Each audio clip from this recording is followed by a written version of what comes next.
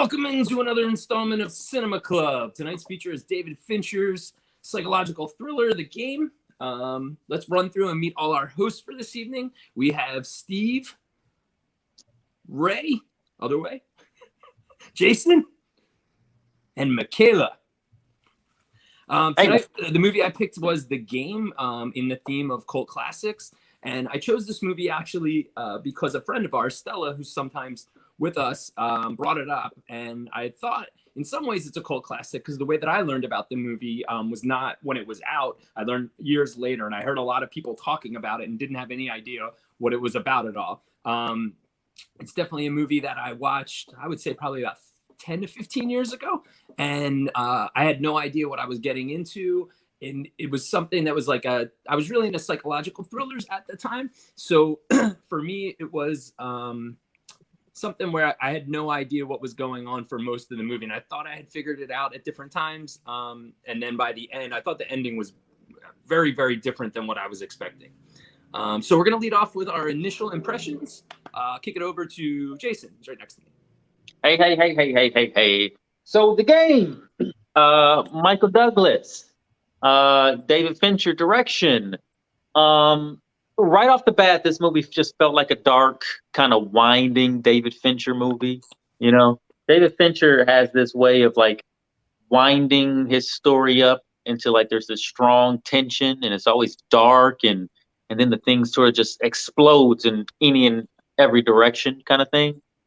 And this is no different. I mean, I see that this is like, this is one of his earlier works. This is 97. So this is before some of like his really good movies that I liked. Right off the bat, like I kind of like the way this thing was lit and how it's dark and all that. And I like Michael Douglas in this thing. Those were my first impressions. There's a lot that we can talk about this movie, but those are my first impressions. Just really observations. I didn't love this movie. No, let me just start there. I didn't love it. But there were some things that I gathered from it. And yeah, I want to talk to you guys about those things. I definitely think it has some problems that will come up as time goes on as well. Ray, what did you think of the film? Echoing the I didn't love it sentiment. I wanted to. Like I love kind of the setup of the film. I think it's really exciting. It still feels very timely. It's like Alfred Hitchcock, but with all the technology savviness that we live in today, where everything's electronic. Yeah. So it felt today still, even though it's from the 90s. And I think one of my first things that I kept going back to as I was watching it too is just how beautiful the film looked. It had that noir vibe, and it was just gorgeous. I'll just end my initial thoughts by saying it's almost too gorgeous sometimes, where the character's kind of like rebuilding himself back towards the end and like kind of regrouping. And he's like walking in the middle of the road just because I guess it's more beautiful that way, but it's just like not realistic. And just like, why is the main character walking in the middle of the road? That's dangerous. I said the same thing. So that's where I'm at. Yeah. So Fincher like refined himself as time went on. Let's kick it over to Michaela. Well, like I'm also in the I didn't hate it camp. It feels like the kind of movie like that would happen beyond on a Sunday and everyone ends up falling asleep to it. Yeah. CBS classic. But I do think that the subject matter is very interesting, and the fact that I feel like if this film had been made nowadays, like with a few tweaks, I think it would have really fit into a lot of what we're seeing nowadays. Yeah. So in some ways, it's kind of like the story matter is kind of ahead of its time, but also like you can also see that it's specifically catered to a very specific demographic. Yeah. It's like an interesting piece of cinema, I guess. Yeah, to me, it kind of is like a Black Mirror episode. Yeah. Like that. It definitely could have been like an hour condensed Black Mirror episode. What'd you Yeah, think? that's Twilight Zone vibes for sure. Mm-hmm. Yeah. Go ahead, Steve. What do you got for us? So first time watching the movie ever. Never been on my radar ever. But watching this movie, I finally understand how Bruce Wayne became Batman. That was the joke of the day, guys, because JP's not here. Yeah, the movie was, I felt like what Chris was saying in the beginning when he saw it for the first time or first times he watched it. I was very confused. And in a way, I'm still confused. So that's why this is the perfect movie to discuss, at least for me, to understand even further certain details that maybe I wasn't paying too much attention at certain times, or maybe I missed certain things. Because I did rewatch slightly the beginning, because that was the part that I wasn't paying as much attention. And there's a lot of information in those first scenes in order to carry through the actual story. Because if not, you're going to be lost like me. Yeah. And I'm in the same camp. Like, I didn't necessarily thought this was the greatest movie of all time. Once we get deeper into who's your favorite actor, I'm already going to say it already. I love Sean Penn's neurotic portrayal and stuff. And yeah, that's my first impression. Yeah, I love the scene where he's walking down the steps.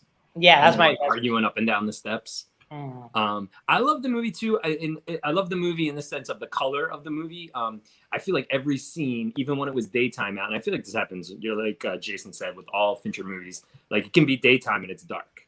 They can be in a bright elevator and it still has that darkness to it. I also noticed there wasn't a lot of color. Like there were certain places it was placed, like on the clown, it was bright, like certain things had color, but a lot of the scenes didn't have any major color in them at all. And I think that also, like, it was kind of dreary. And, watching The World this past week, as I was watching it, I was like, oof, this is kind of not a happy movie that we're getting into, as like a lot of major world events are happening. So definitely, I remember Steve in a previous podcast had said something to the effect of like, I didn't watch the movie this week because I had a rough week, and the movie was not a positive one. And I kind of felt that way after I was watching it as well. What'd you guys think about the direction? I think the direction actually, it's interesting we're talking about the direction. I think the direction, in a weird way, it saves the movie from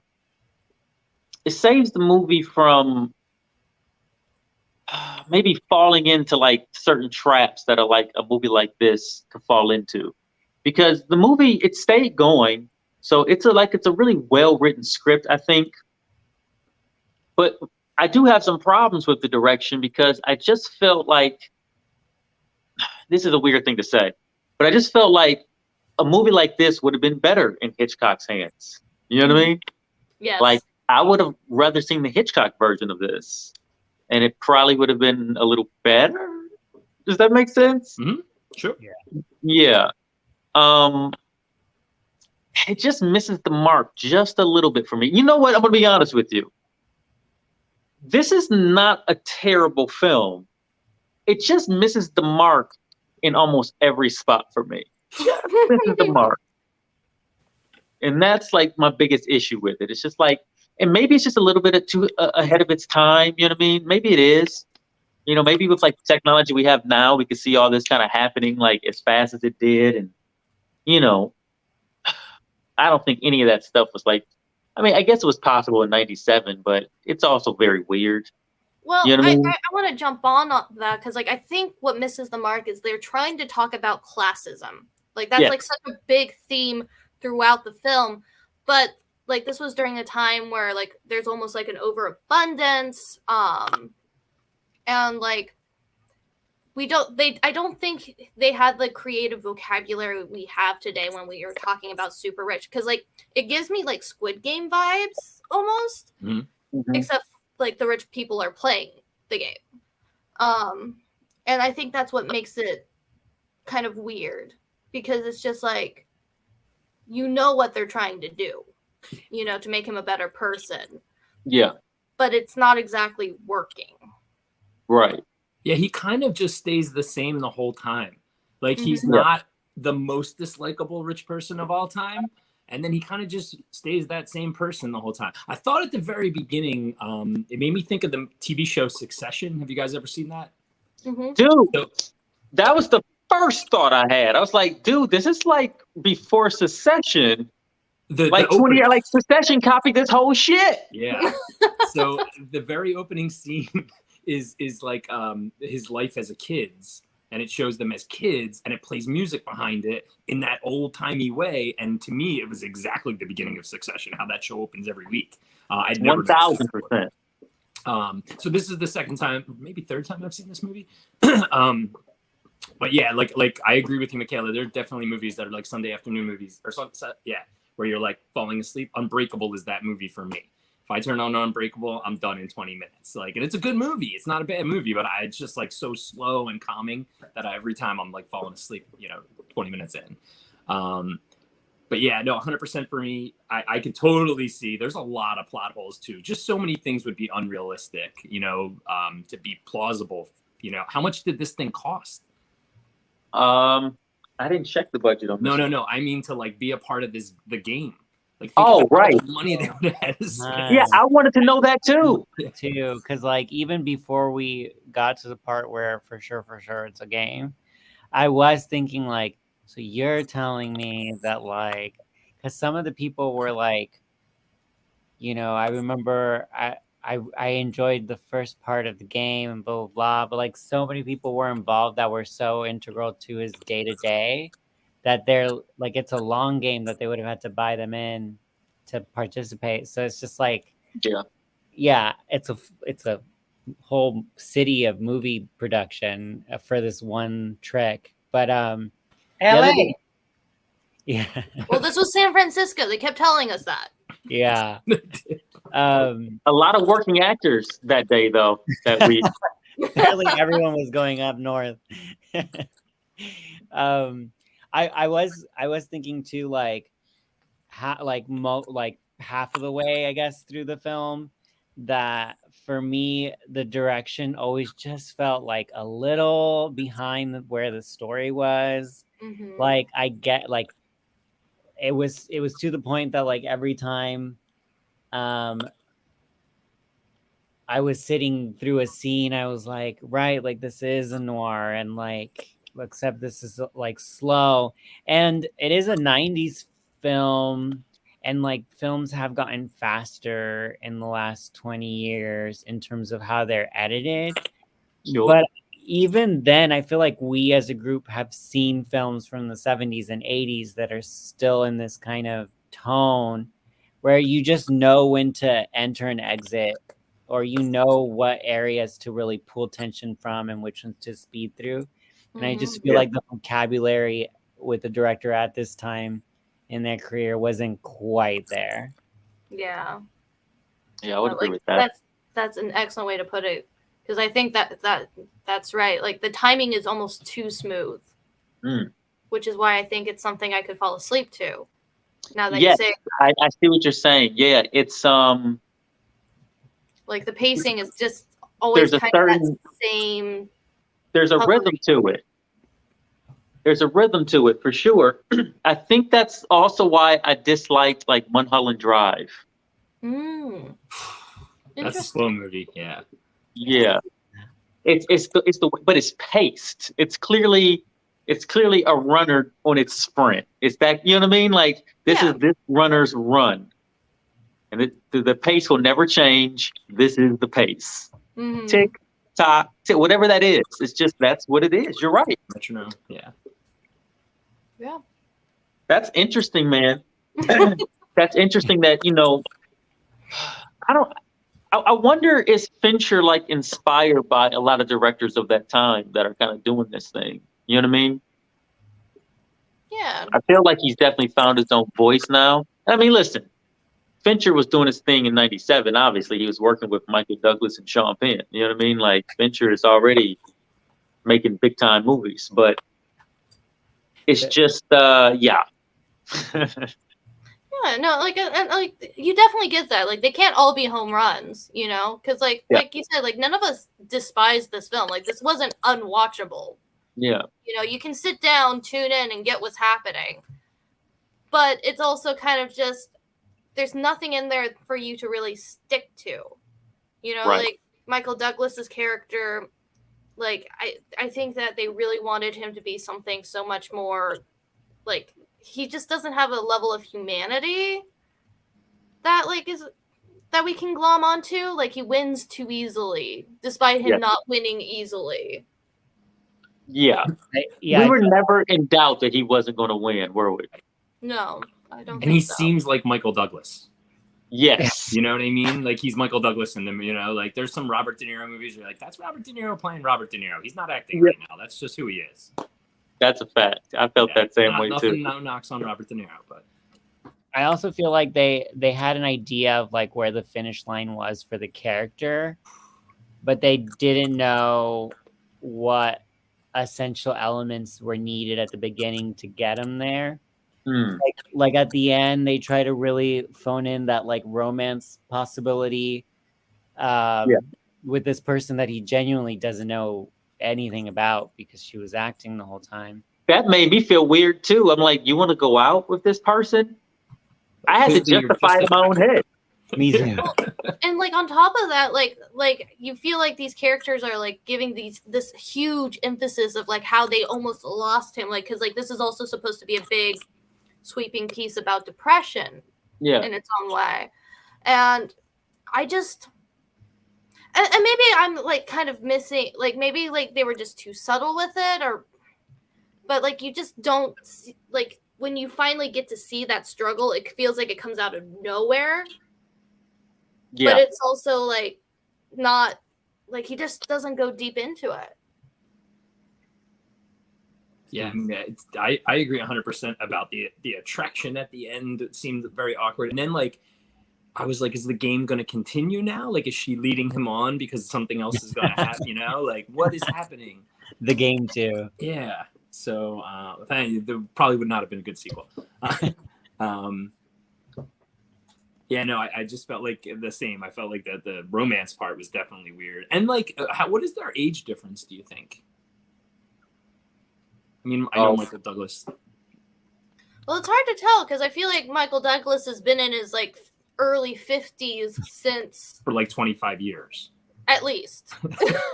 Like, I don't think I've ever seen him in anything where I'm like, oh, yes, that's a young Michael Douglas. Like, he's just been 50 since the 80s. What was that TV show he used to shoot up in San Francisco, like as a young actor? He used to be in a TV show in San Francisco. I forget what it is. Like St. Elsewhere, one of those, like one of the hospital shows or cop show or something. I think it was a cop show. Yeah, I feel like Or you think of that, I got JP's thoughts, ladies and gentlemen. Yes. So it says, JP says, if you enjoy absolute anxiety puzzles with no solutions and are the type of person who doesn't analyze over the smallest of plot holes in a convoluted storyline with greedy, no good characters with first world 1% family trauma, then this is the movie for you. I truly enjoyed Michael Douglas' performance of Gordon Gekko playing as Ebenezer Scrooge. And let's not forget Sean Penn's performance as a more likable but still deplorable Sean Penn. Thrillers are my favorite movie genre, and as fun as this film can be, I think I'll put it down after the first watch. Few missed opportunities in this film, and a few threads seem to have been dropped or lead to nowhere in this movie unless I missed it. Definitely not one of Fincher's best, but I can see how this one would be considered a hidden gem. But also, why isn't it really recognized in the first place? I can't recommend it to folks that overanalyze the story while watching it, but if you really like Michael Douglas and the classical 90s thriller, it's worth a single watch. It's a Christmas Carol with extra steps and screams, more money, more problems. JP, the game, grades B-. That's a higher grade than I thought he would give it in general. Yeah. I agree. Did you guys see A Perfect Murder? No. So that's another Michael Douglas. It's a remake of Dial M for Murder. Mhm. Oh yeah. So it's Michael Douglas, Gwyneth Paltrow, and Viggo Mortensen. And I feel like he played almost the same character in that movie. He is rich, albeit because his wife is Gwyneth Paltrow and she's rich. He's not actually the rich one, but he's like a financier. And I feel like Michael Douglas, anytime they needed a financier in any way, they were like, oh, let's use Michael Douglas. You know, he totally fits that. He didn't have suspenders and a tie on the entire movie, but I think one of the biggest things I'm taking away from it now is I agree with Ray from the beginning with the characters would have had to been so bought in. And there was a point in the movie where he was like thinking of not even doing it. So to think of all the setup that would have had to happen with all the people prior, and like if he was like, I'm not doing this, I have no time for this right now, that would have been very expensive for something that didn't even, happen. Yeah, I think it would have been interesting to hear one other person kind of explain the game, but that kind of would have given away what was coming. And then the ending for me was very, very confusing. Like, there's a whole bunch of that we can unpack. I don't think it's a movie where I have a favorite line. I don't know about you guys. Like, there wasn't like anything that jumped out at me. Like they tried really hard with a couple. Like there's like that one part where she's like getting in the cab the first time and she's just like, oh, you mean the attractive? Like, Yeah. I feel like that was like supposed to be like the line that would like get all sticky in our heads. Yeah. But It didn't land, yeah. I don't know if it was like the delivery. I can give you I can give you a line from the same character. Where are you from? Oklahoma. Colorado. I've been doing this for too long. Yeah, that was weird too. That was No, dumb. like you can tell that like at the end they were just like, well, is he still in the game? Like that's what that was supposed to be, but like we all were just like, after that whole thing, like y'all need to stop. Like, knock it off, you guys. It's over. We get it. Like he fell through the window. It was dramatic. God. Okay, so him falling through the window at the end, that just seemed like overkill. They didn't need that at all. It was a hat on a hat. What if he jumped off the other side of the building? Yo, and they like spent so much money on something that did not need to happen. Yo, and like the game, and like they straight up pre-planned. Like I want to see the room where they planned this. Like at this point, he's gonna jump out, so we're gonna put this giant floaty thing so he doesn't die. Okay, And like the behind the scenes shit. Like who's producing this thing? Like for real. Well, I like that that they was, like, tried to justify it too with the guy being like, I'm so glad you jumped because if not, I would have had to push you. Like, oh, thanks. That everything makes sense now. You Like, know I feel what like a it better could've been- version of the game would go ahead.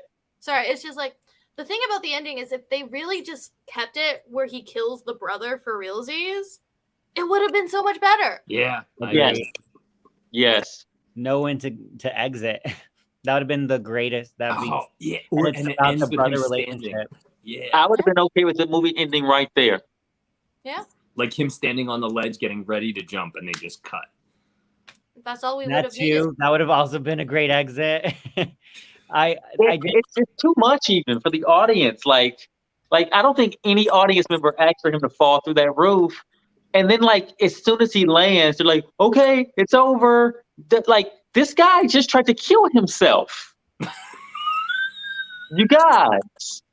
Okay, it's over. Don't open your eyes, sir. The glass will still cut. What are y'all talking about? He just tried to kill himself. Right. Like what? The trauma that this man is like just endured. And then he's just like the very next scene, he's like laughing and having a cocktail with his brother. And I'm like, you need to go talk to somebody. Like this is.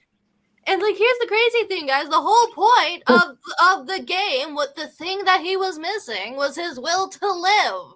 Oh my God. It's very like he woke up and it's a dream vibe. Right? In my IMDb trivia dump dive, there was a thing that said, despite its success in the box office and cult following, David Fincher has admitted in interviews that he is not proud of the film.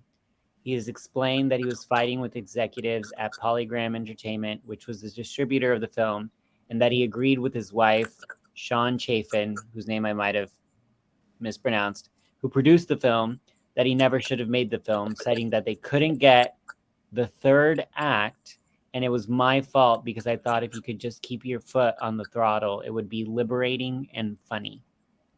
Huh. Yeah, Interesting. I could see that. I could see that. Dude, I would have been so angry. Like, think about how angry, how betrayed he was by every single person he knew. Right?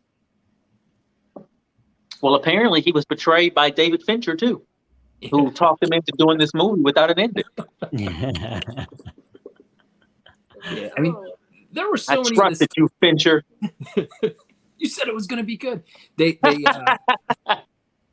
They said there were so many times too that like Michael Douglas could have probably died, right? Like there were so many chances, like there was something could have gone wrong. You know, the part where the car driving the taxi into the water, the guy jumped out and the car went for a long time. Yeah, like, man. It's one bump, now it runs into something else. That could have been serious. You know, he didn't have seatbelt on. The whole detour to Mexico. Like that That was could have been something. years of production. Yeah. Like, yeah, Michael Douglas. I don't know. Michael Douglas is a white man. He might have got back into the country, no problem.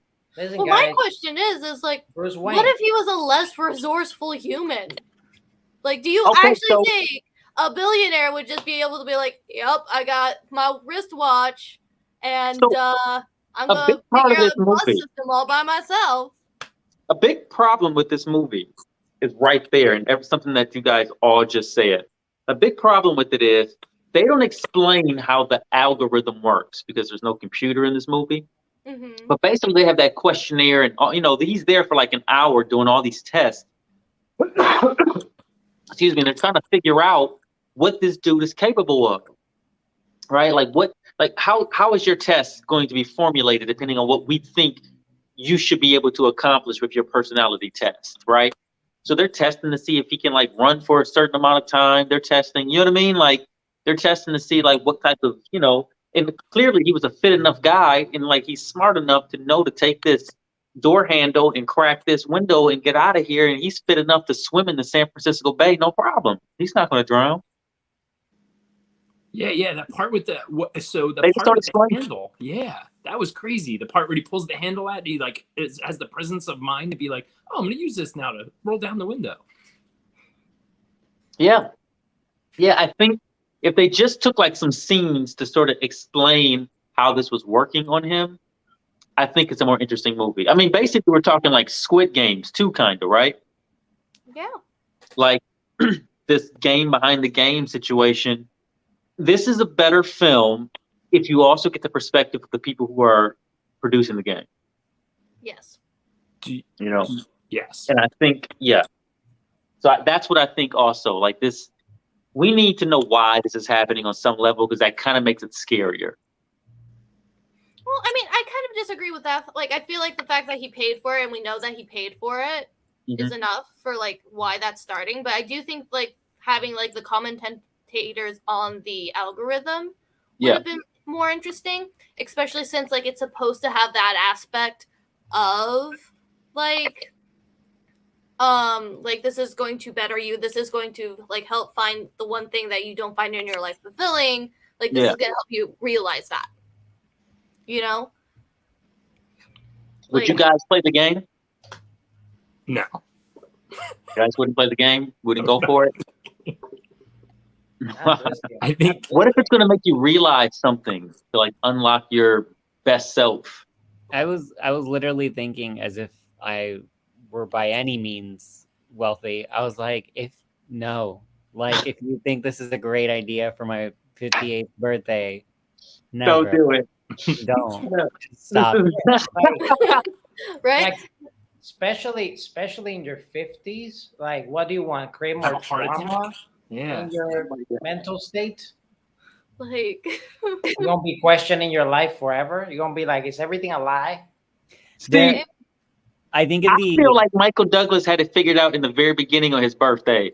He went home. He found a cozy place in his living room. He bought his favorite champagne. And he's like, I'm perfectly okay in my own space, having some of my favorite champagne. He's like, that's CNN good enough. starts talking to him, right? What you said his ex-wife? No, I said CNN starts talking to him. Oh, and then Remember, like, CNN starts talking to him. Yeah.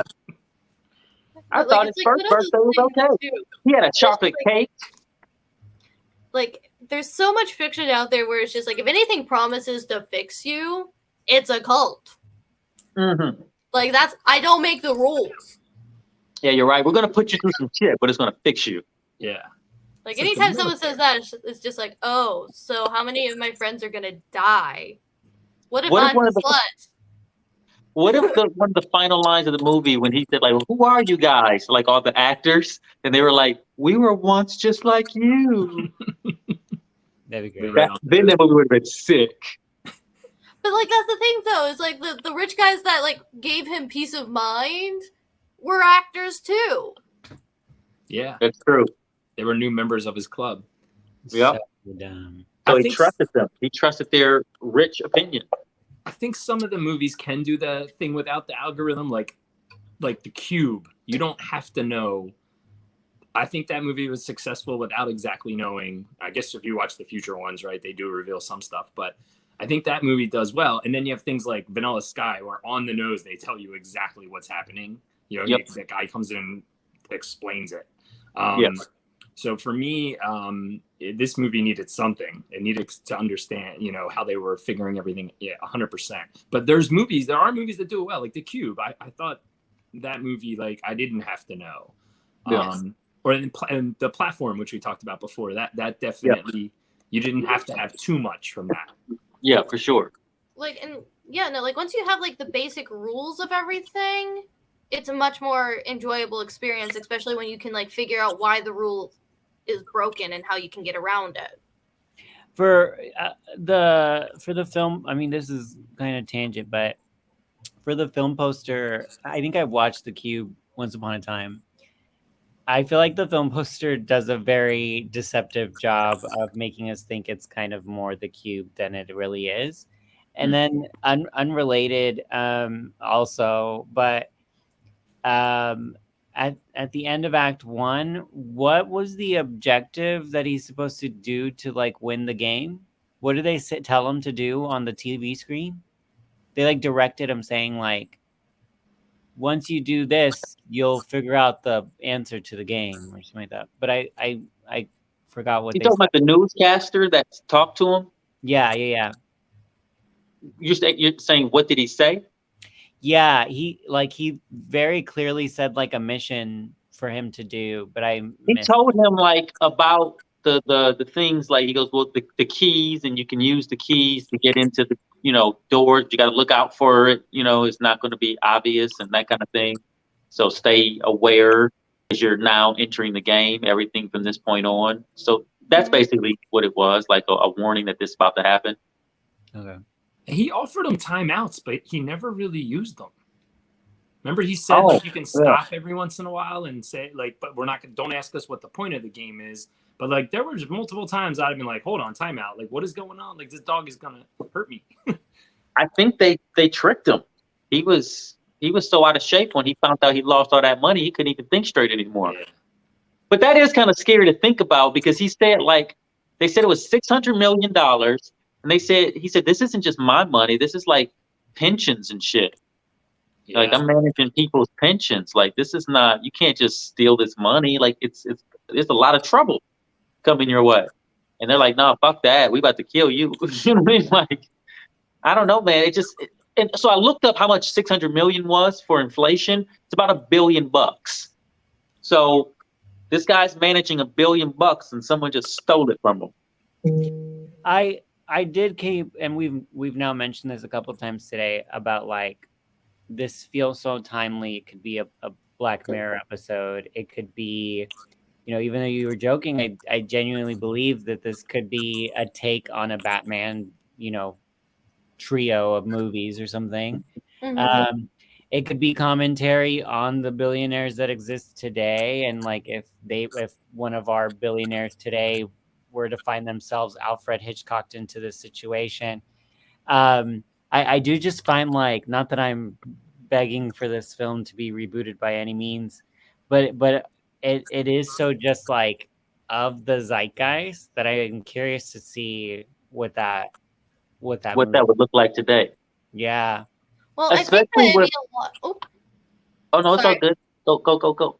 Well, I was just saying, I think it'd be a lot more class conscious because, like, there were kind of elements of that, but I don't think they went far enough, which is weird because you could kind of sense that's how much they wanted him to go there, you know, with like having him have to follow the waitress who, like, clearly doesn't have enough, having to help the guy in the street, like, you know, there's like just so many elements where, like, if he had just been more polite or kind to the people he considered under himself, it would have instantly, you know. Yeah, like But, the for guy, sure. the guy in the bathroom that needed toilet paper. Did he ever get help? Yeah, Nope. like Never. that was an I was actual like, That was like, you not are such a shithead right now. You are such a shithead for that. thing, right? You could have went like 3 stalls down and threw it over if you were scared. Come on, like It's just nuts. It's like, no, bro. It's just, like you said, it was Scrooge. He was just mean, just to be mean. Like, I'm not helping you with toilet paper, bro. Fuck out of here. Yeah, but like, and I feel like if it was made today, that would have been it would have been a bigger element of the story, to the point where when he does lose everything, like, he would have had to like live that way for like a month, you know, like it would have been a very full plot point in like trying to show them what empathy looks like. Yeah. Humanize the shit out of him. That maybe is more of an interesting movie for now, to be honest with you. I do think in the brother relationship today would have been like amped up by a lot, and it would have been like he's really looking out for his brother. Maybe part of the pension of his own is actually being, you know, left behind for his younger brother, maybe significantly younger.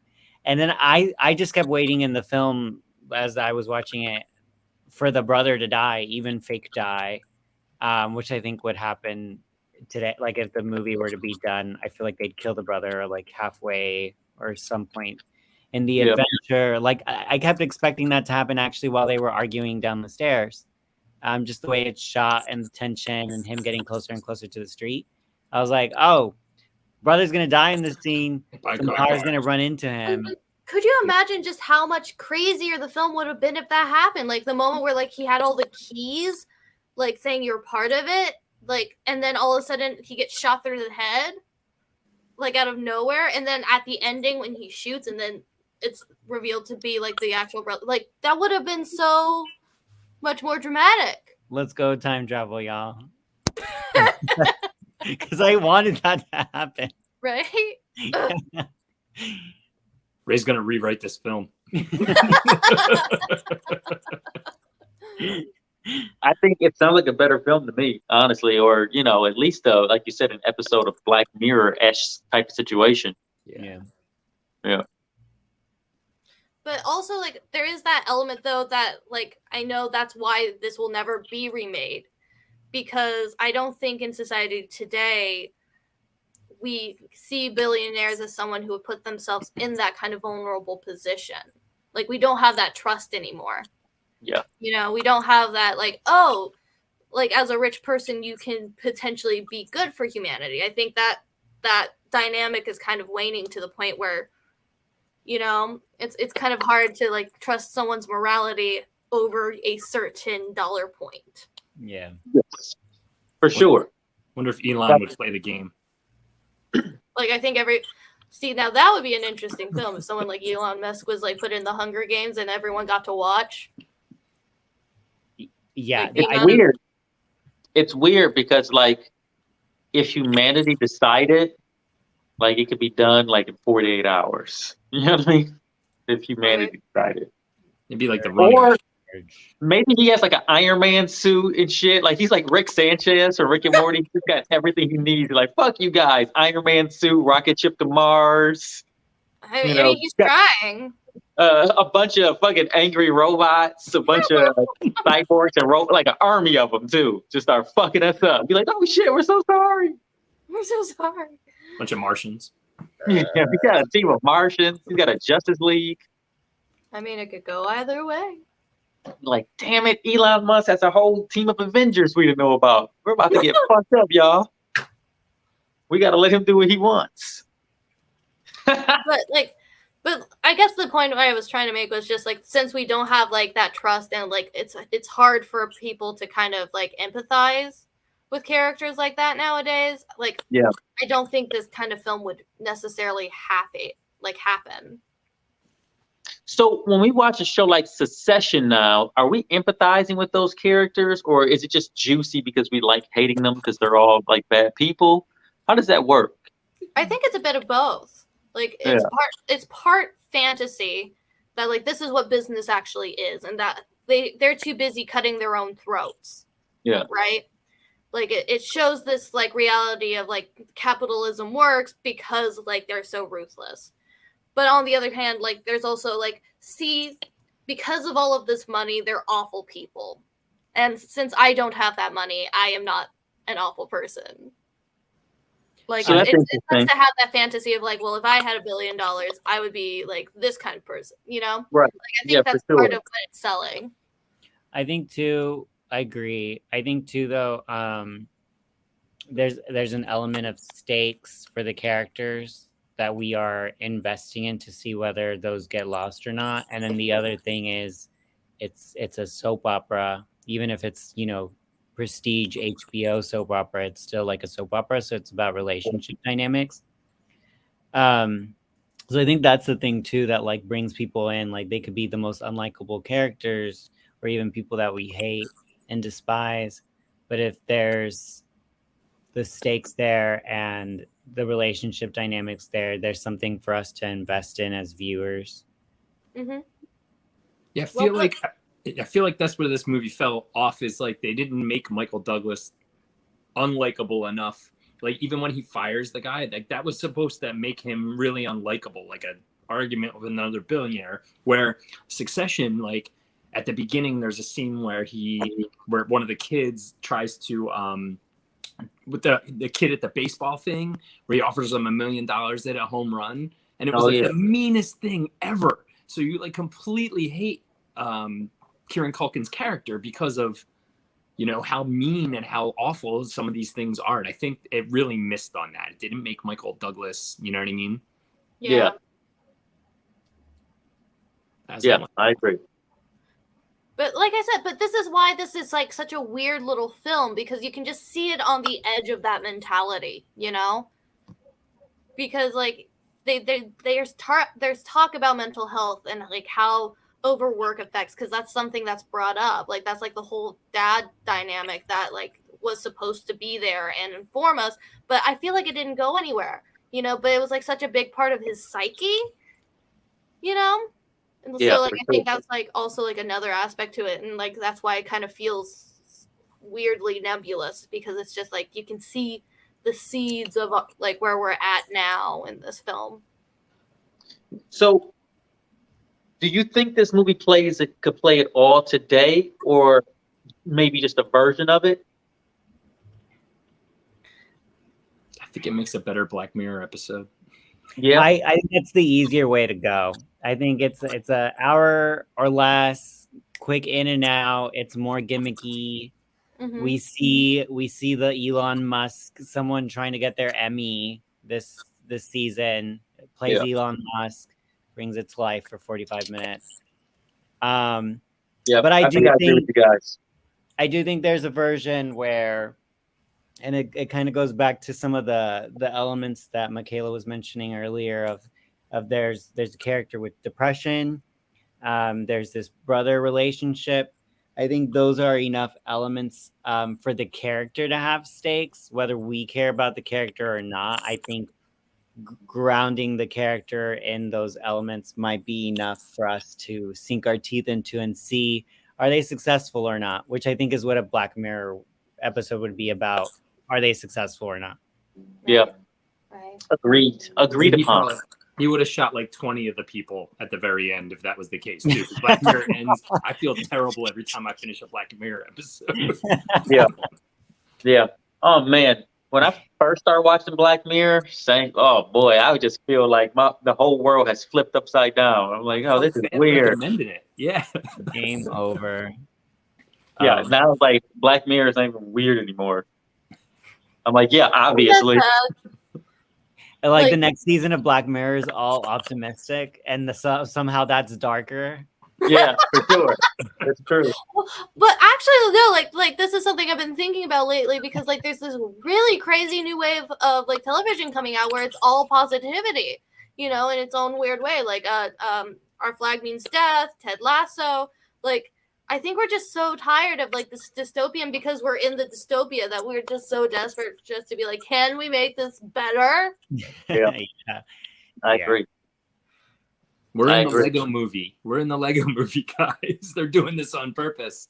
Yeah, what about some goodness? Can we just have some characters that are just like good?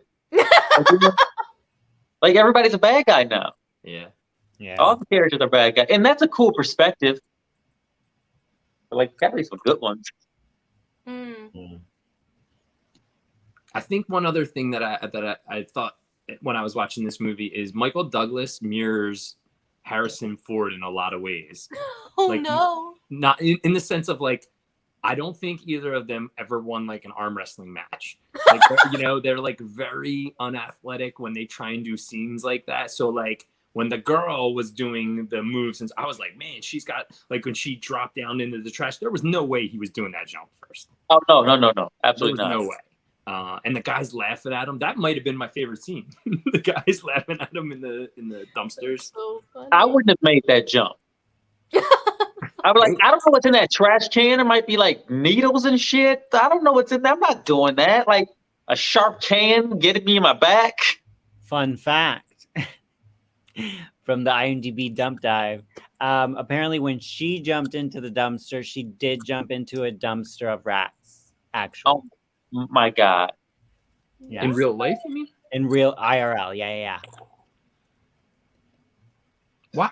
So, and again, why didn't he wait till she got out of the dumpster and jump in the same one? Like the chances of neither one having something rough in there is kind of, you know. I thought the because he same couldn't thing. swing. He couldn't swing the thing because she swung it out. Yeah, Oh yeah. that's true. It's And just she was, it's like, too much, man. I don't care like how messy I would have gotten to survive, but I would be too afraid. There's like a giant can of beans that's been like bent, and my back is gonna land right on it.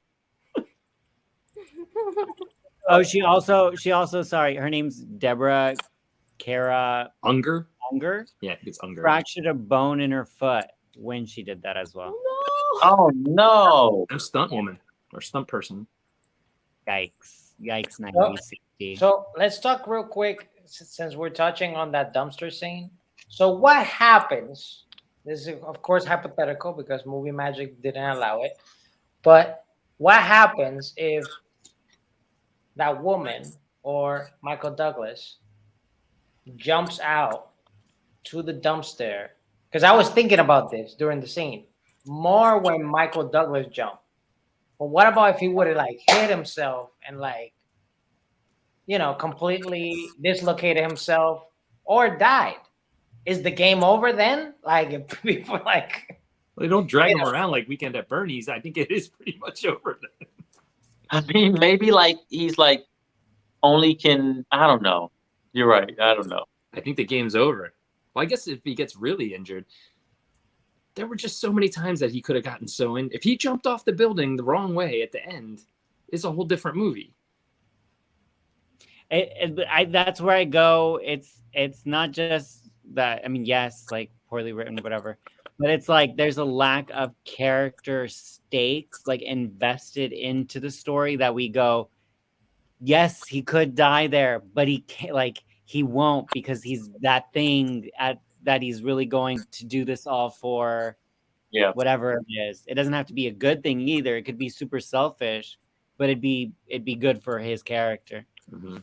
Yeah. He's like, I don't feel like he's any better at the end of this movie. No. We just don't know. We don't know if he's any better. It doesn't feel like he's any better, you know? The ending of the movie is he's hitting on a girl that he knows nothing about. And he's like, I'm rich, so maybe she'll be interested. And that's basically where it goes. He's like, this has always worked. This has always worked. I've got so much money. You'd be crazy not to hang out with me a little bit. Yeah, I feel like they thought that maybe we would see like development in the character, but he really didn't grow. He really didn't, no. And I think that's also part of why it was kind of just like a meh watch. You know? Because, like, we want characters to root for. We want to, like, you know, like, we see them from point A to point B. So, like, I agree. Like, that's part of, like, why the, like, pacing is meh.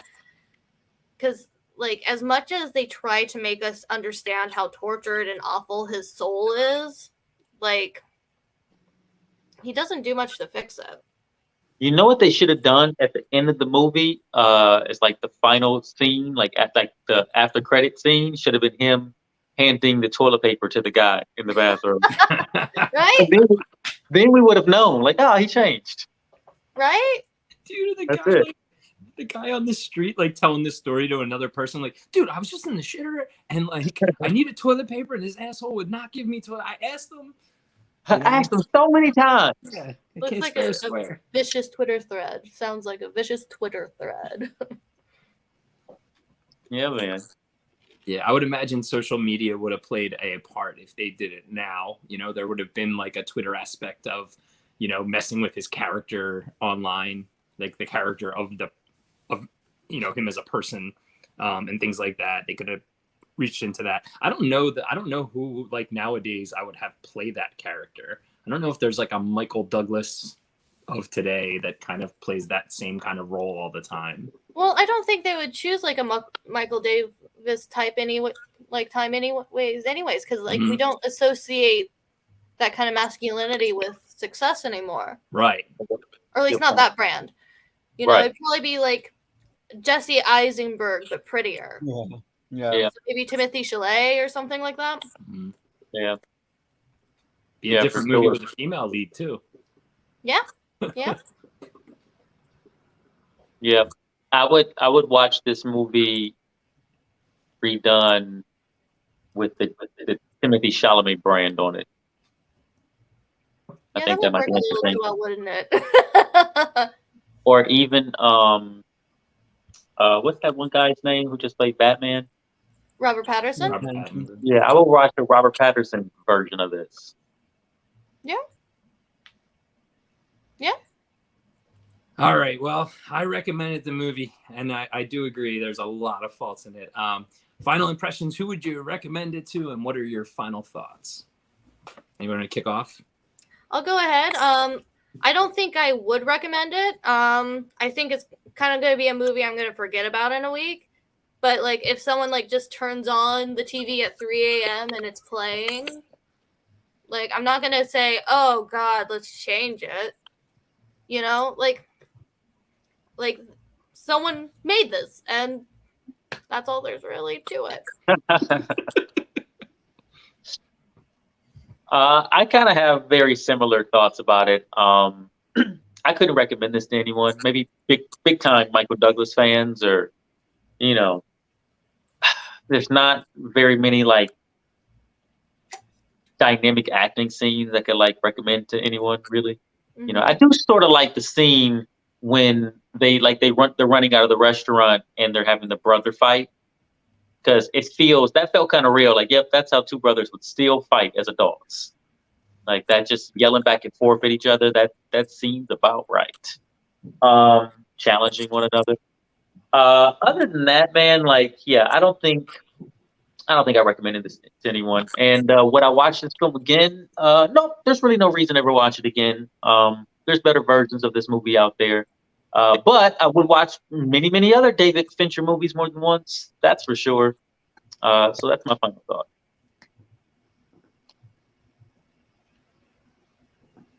What do you think, Steve? Similar vein to what the majority has said thus far. Not the most, I guess, comprehensible movies in my opinion, but a lot has to do with its own internal flaws that we discussed inside the directorial and budget and cutting and all that stuff. Um, I personally think that even though these are completely two different movies, but I expected a little bit more of this movie just because it was filmed in the late 90s, and a movie like They Live, that's from the 80s, felt like it had a smaller budget and they did so much with it. And I felt like this movie, with the cast, the budget, the all the resources they had, should have been a bit more. So would I recommend it to someone? Maybe JP, because I like seeing him get mad. I would like to make him see it again so he get even madder at it. And I am just happy that I'm able to live in an era that I can watch this movie at home rather than actually have to watch this in a theater. Because if I would have just sat down and watched this in a theater, I would have hated myself. And that's my final.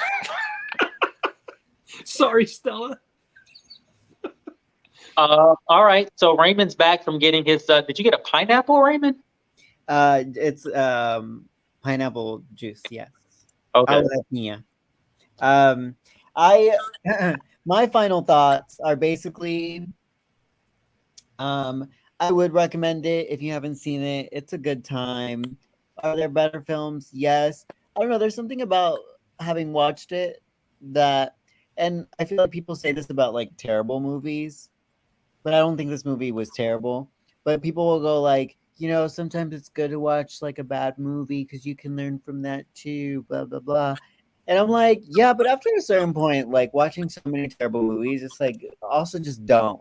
Like, save your time, go write, go direct, go shoot, go act, do whatever you're doing, go do it, because you can only learn so much. But this one was one where I was like, I've seen my share of like noir films and like that Hitchcock vibe, and there were moments where I go, comparing and contrasting with films that I do think hit it. Why didn't this one hit it? And I don't think it's such a like they didn't completely get it wrong. It's like, oh, they were like almost on the money. It's like what Jason was saying earlier of like they just were like underneath in every aspect of the film. So for me, like watching it, I was like, well, what would have given it that like B plus in direction or B plus in story? And I did think I found that useful as a writer, and watching it in a way that I don't always think is the case for not great films or whatever you want to call it. So yeah, that's my final thoughts. So the first time I when this movie came out, I think I was like 19. So I probably saw it around 22. I actually worked at a West Coast Video at the time in college age. And I do remember seeing this at work for the first time. I didn't see it in the movies.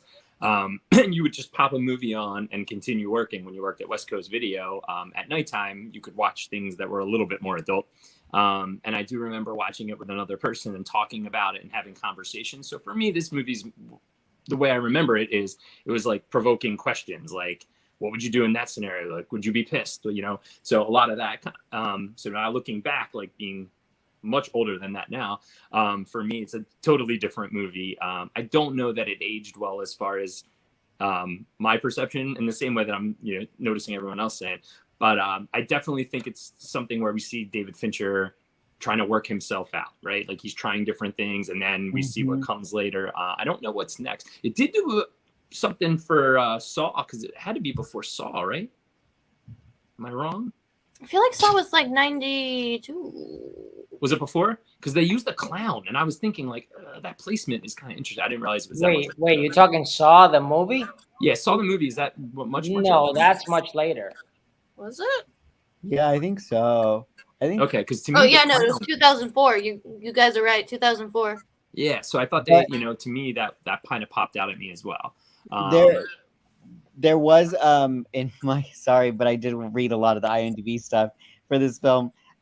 7 was originally going to be shot first before this. Oh. And then I forget if they landed Michael Douglas or if they landed the funding. I forget what aspect of the film landed first, but they were basically like, oh, then let's do this one and we'll do 7 after. So us saying like Fincher trying to figure themselves out, like maybe it's this film that gave them that much greater understanding when they went on to 7. Yeah, It wouldn't have been 7, Raymond. It would have been Fight Club. Really? was this Yeah. post 7? 7 came out in 95. It came out 2 years Wow. before the game. The very next movie after the game was Fight Club. Interesting. Yeah, that's kind of sad. Because 7 was much better. Oh yeah. Yeah, it feels like maybe Fincher just sort of took a little bit of a break in between those 2 movies. Yeah. Hey, I mean, like finding your voice, like you're gonna make mistakes, especially when you're like, I'm so confident and this is what I do, Yeah. and then you're like, Yeah. oh, I didn't do Yeah. that one that good. And he got that praise off of 7 too. Yeah. Mhm, And not every path is going to be linear. Yeah. exactly. Right. And Every 7 project. 7 had such a great ending. He was like, hey, man, I'm the king of endings. Okay. I'll figure this thing out at the end. It was his mall rats, right? Like, when you think about Yeah, no, like they can't all be winners. it. Right. That's a fact. As we wrap up, I want to thank all the people that are here tonight. We have Steve, we have Ray, we have Jason, we have Michaela. But Steve, before we go, I'm just stealing the line that everyone uses. What is up for next week? Oh, next week, I am glad you stole Jason's line. Chris, you totally colonized my line, man. I didn't know how else to deliver it, man. It's been almost 100 weeks I've been doing that line. And So, I don't know why you're asking me, because now my turn. It's our lovely non-binary friend Michaela's turn.